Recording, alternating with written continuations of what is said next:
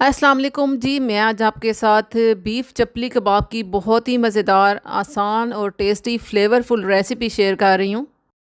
कच्चे कीमे से बनने वाले ये चपली कबाब बहुत ही टेस्टी और फ्लेवरफुल होंगे और घर में ही मौजूद हम चंद मसालों से इन्हें बना के तैयार करेंगे कि आप एक बार ये रेसिपी अगर ट्राई करेंगे तो रेस्टोरेंट और होटल से ये चपली कबाब लेना बिल्कुल भूल जाएंगे।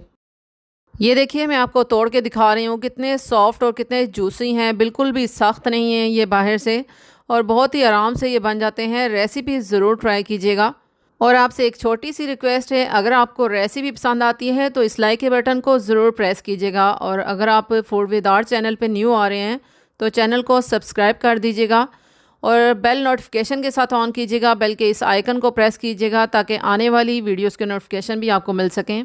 बिस्मिल्लाहिर्रहमानिर्रहीम। शुरू अल्लाह के पाक नाम से जिसकी रहमतें और बरकतें हम सब के खानों में शामिल हैं। यहाँ मैं चॉप करने लगी हूँ। 3 मीडियम साइज़ के प्याज मैंने ले लिए थे और इन प्याज को मैंने मोटा मोटा सा कटिंग कर लिया था।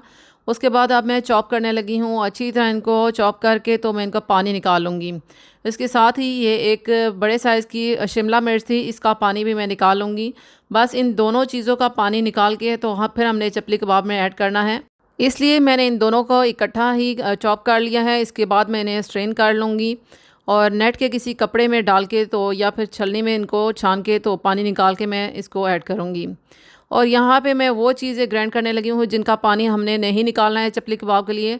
तो यहाँ पे मैंने 10 से 12 जवे ले लिए थे लहसुन के और 3 से 4 बड़ी जो हैं सब्ज़ मिर्चें मैंने कटिंग करके ऐड की हैं। 1 इंच साइज़ का मैंने अदरक का पीस कटिंग करके इसमें ऐड किया है और इनको मैंने बारीक, इनको देख सकते हैं आपके, ग्राइंड कर लिया है। ग्राइंड करने के बाद मैं कीमे में ऐड करूँगी। जिस चॉपर में मैंने चॉप किया था शिमला मिर्च और प्याज को, उसी में मैं अब कीमा ग्राइंड करने लगी हूँ, चॉप करने लगी हूँ। और आप देख सकते हैं कीमा जो है ये मैंने फ्रीज़र से निकाल के यूज़ किया था। काफ़ी देर पहले मैंने निकाल के रख दिया था और इसका पानी मैंने नहीं निकाला था, वॉश करवा के तो फिर मैं कीमा मैंने इसका करवाया था। तो मैं आपको दिखा रही हूँ कि फ्रीज़र वाला कीमा भी हम आराम से यूज़ कर सकते हैं, लेकिन अगर आपने फ़्रेश किया है कीमा यूज़ तो उसका तो बहुत ही अच्छे कबाब बन जाते हैं। लेकिन मैं आपके सामने ये जो फ्रीज़र वाला कीमा है इसके भी कबाब बहुत ही अच्छे बना के तैयार करूँगी।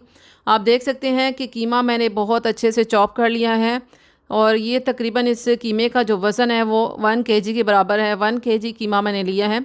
इसके साथ थोड़ा सा फ़ैट भी था, थोड़ी सी इसके साथ चर्बी भी थी, लेकिन बहुत ज़्यादा इसमें फ़ैट मैंने ऐड नहीं करवाया था।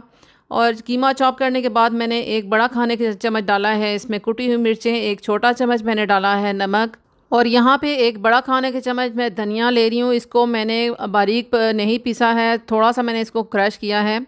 क्रश किया हुआ मैं इसमें धनिया ऐड कर रही हूँ और ये है कश्मीरी चिली पाउडर। 1 छोटा चम्मच मैं कश्मीरी चिली पाउडर ऐड कर रही हूँ कलर के लिए। 1/4 टीस्पून मैं इसमें हल्दी ऐड कर रही हूँ और इसमें मैं तकरीबन 1 छोटा चम्मच के बराबर ये सूखी मेथी है, इस मेथी है, इसको भी ज़रूर ऐड करूँगी।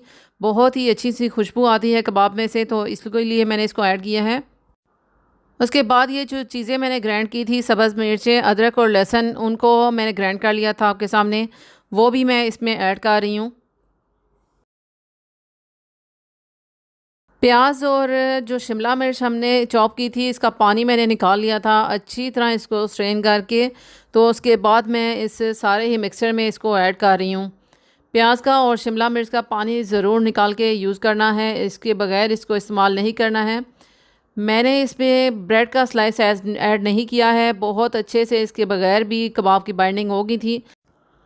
लेकिन अगर आप एक आध कबाब बना के देखें, अगर उसकी बाइंडिंग सही से नहीं हो रही है, कबाब टूट रहे हैं, बिखर रहे हैं, तो आप एक आध ब्रेड का स्लाइस ग्राइंड करके इस मिक्सचर में ऐड कर सकते हैं। बहुत अच्छे से इसकी बाइंडिंग हो जाएगी और परफेक्ट शेप के साथ कबाब बनेंगे। 2 से 3 मिनट के लिए सारा ही मिक्सचर बहुत अच्छे से मिक्स करना है, बहुत अच्छे से इसकी मिक्सिंग करनी है।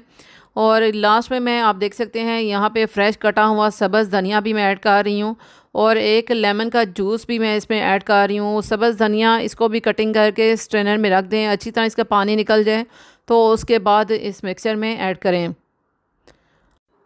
सारी ही चीज़ों को मिक्स करने के बाद आप अगर चाहें तो फ़ौरन से भी इनके कबाब बना सकते हैं, लेकिन अगर आपने स्टे देना है तो 15 से 20 मिनट का स्टे इस मिक्सचर को ज़रूर दें।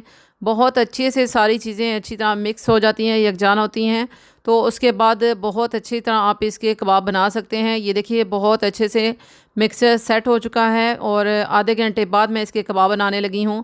میں نے اس کو کور کر کے فریج میں رکھ دیا تھا اور اس کے بعد آپ دیکھ سکتے ہیں میں اس کے کباب بنانے لگی ہوں۔ کباب کا سائز آپ اپنی مرضی کے حساب سے رکھ سکتے ہیں۔ میں نے بہت بڑے سائز کے کباب نہیں بنائے ہیں، جتنے سائز کے شامی کباب ہوتے ہیں ان کا سائز میں نے اتنا ہی رکھا ہے، اور بہت ہی پتلے پتلے سے کباب بھی میں نے نہیں بنائے تھے۔ آپ دیکھیں گے کہ یہ کباب بالکل ایسے ہی پرفیکٹ شیپ میں رہیں گے، بالکل بھی ٹوٹیں گے نہیں۔ اور اس پوائنٹ پہ میں آپ کو بتاؤں گی کہ اگر آپ سے کباب کی جو شیپ ہے وہ پرفیکٹ نہیں بن رہی ہے اور اس کا جو مکسچر ہے وہ بکھرا بکھرا سا ہے، تو آپ ایک آدھ بریڈ کا سلائس اس اسٹیج پہ ڈال سکتے ہیں، پرفیکٹ شیپ بن جائے گی اور بالکل بھی کباب ٹوٹیں گے نہیں اور نہ ہی یہ بکھریں گے۔ یہ دیکھیے سارے ہی کباب میں اسی طرح بنا کے تو تیار کر رہی ہوں۔ سارے ہی کباب بنانے کے بعد میں ان کو فرائی کروں گی۔ فرائی کرنے کا پروسیس بھی آپ نے ضرور نوٹ کرنا ہے تاکہ یہ جو کباب ہیں وہ بالکل بھی شرنک نہ ہوں اور پرفیکٹ شیپ رہے اور ان کا کلر بھی بہت ہی اچھا سا آئے۔ اور اگر آپ یہ چپلی کباب بنا کے فریز کرنا چاہتے ہیں تو اس سٹیج پہ آپ ان کو ایسے بنا کے فریز کر سکتے ہیں، کسی بھی ایئر ٹائٹ جار میں فریز کر کے تو پھر رکھ سکتے ہیں، یا پولیتھین بیگ میں فریز کر کے رکھ سکتے ہیں۔ یہ دیکھیے میں بہت کم آئل میں ان کو فرائی کرنے لگی ہوں۔ آپ چاہیں تو آپ ان کو ڈیپ فرائی بھی کر سکتے ہیں، لیکن اس میں بہت زیادہ جلدی ڈارک کلر ہو جاتا ہے ان کا۔ اور سٹارٹ میں جو فلیم ہے وہ بالکل بھی آپ نے لو نہیں رکھنی ہے، سٹارٹ میں فلیم کو ہائی رکھیں تاکہ جو ان کا پانی نکلتا ہے وہ ساتھ ساتھ ڈرائی ہو جائے۔ جب پانی ان کا ڈرائی ہو جائے گا تو آپ ان کو لو فلیم پہ فرائی کر سکتے ہیں، پھر ان کا بہت ہی اچھا سا پیارا سا کلر بھی آ جاتا ہے، اور لو فلیم پہ ہم ان کو کوک بھی کر سکتے ہیں کیونکہ یہ کچے قیمے والے کباب ہیں، اس لیے ان کو 8 سے 10 منٹ لگتے ہیں پکانے میں۔ اس لیے آپ نے یہ بات ضرور نوٹ کرنی ہے کہ سٹارٹ میں آپ نے اگر اس فلیم کو لو رکھا تو ایک تو یہ کباب جلدی سے شرنک ہو جاتے ہیں، اور دوسرا ان کا کلر ایک ہی سائڈ پہ آتا ہے، دوسری سائڈ سے یہ کوک اچھی طرح نہیں ہوتے ہیں۔ تو سٹارٹ میں فلیم کو ہائی رکھیں، ان کا پانی ڈرائی کر لیں، تو پھر باقی کباب جو ہیں وہ آپ لو فلیم پہ ان کو پکا سکتے ہیں۔ آپ دیکھ سکتے ہیں بہت ہی پیارا سا خوبصورت سا کلر ان کباب کے اوپر آ چکا ہے، بہت امیزنگ سے ٹیسٹی اور جوسی فلیور فل کباب بن کے تیار ہو چکے ہیں۔ اپنی دعوت کے مینیو میں اسے ایڈ کر سکتے ہیں، کسی اسپیشل ایونٹ پہ یہ کباب بنا کے تیار کر سکتے ہیں۔ بہت ہی امیزنگ، بہت ہی ٹیسٹی اور ایزی سی ریسیپی آپ کے ساتھ شیئر کی ہے، ساری ہی ٹپس اور ٹرکس بھی آپ کے ساتھ شیئر کی ہیں، بالکل آپ بھی ایسے ہی بنا کے تیار کر سکتے ہیں۔ یہ دیکھیے میں نے توڑ کے دکھائے ہیں کتنے ٹیسٹی اور کتنے جوسی فلیور فل کباب ہیں، بہت ہی سافٹ ہیں یہ کباب۔ امید کرتی ہوں ریسیپی آپ کو ضرور پسند آئے گی۔ اگر ریسیپی آپ کو پسند آئے تو اسے اپنے فیملی اور فرینڈس میں بھی ضرور شیئر کیجیے گا۔ اپنا بہت سارا خیال رکھیے گا، مجھے بھی اپنی دعاؤں میں ضرور یاد رکھیے گا۔ انشاءاللہ ایک نیکسٹ ویڈیو میں نیکسٹ امیزنگ سی ریسیپی کے ساتھ ملوں گی۔ جب تک لیے مجھے اجازت دیجیے گا۔ Thanks for watching. اللہ حافظ۔